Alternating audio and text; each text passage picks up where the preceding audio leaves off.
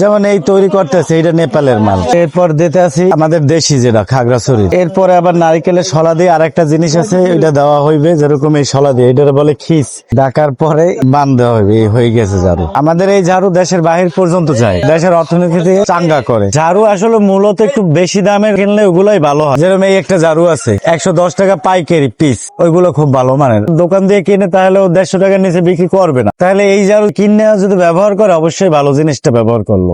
আবার আছে 50 টাকা 60 টাকা ঝাড়ু মার্কেটে পাওয়া যায়, তো ওইগুলো তো ঝাড়ু হইবে না, ওগুলো তো খেলনা ঝাড়ু হইবে। এই ঝাড়ু একটা বিষয় কি, এই ঝাড়ুটা তৈরি করতে গেলে একটা বিষয় আছে। যেরকম এইটার ভিতরে দেখেন একটা জিনিস ধুলাবালু, একটা এই জিনিসটা সর্বক্ষণে উঠতে থাকে নাকের কাছে। যারা তৈরি করে ওদের একটা সমস্যা হয়। এটা তো অনেকে চিন্তা করে একটা ঝাড়ুই তো, এটা তৈরি করতে এমন কি চিন্তা করে তো হাতে নিলেই বান্ধা হয়ে যায়। যেরকম এই তারটা তো অনেকে ধরতেই পারবে না। এটা ধরা তো একটা সহজ না, এটা তো একটা কষ্টের ব্যাপার। এটা ধরার একটা টেকনিক তো অবশ্যই আছে।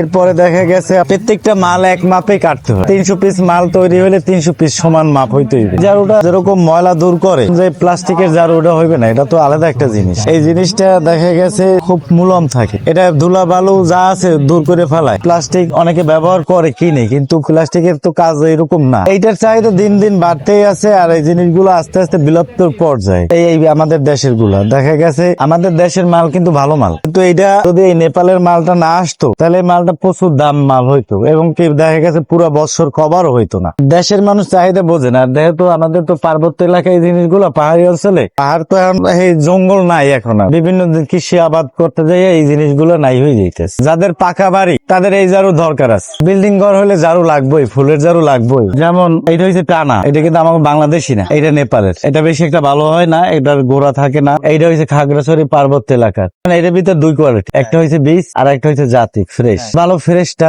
ঝাড়ু তৈরি করতে তিনটা দরকার পড়ে। এখানে বিভিন্ন ক্যাটালগের ঝাড়ু আছে, দেখা গেছে রেটের উপর ডিপেন্ড করে। 30 টাকা হইতে 110 টাকা, যেরকম 30, 35, 40, 45, 50, 55 এরকম ধাপে ধাপে 110 টাকা পর্যন্ত রেটের ঝাড়ু হয়।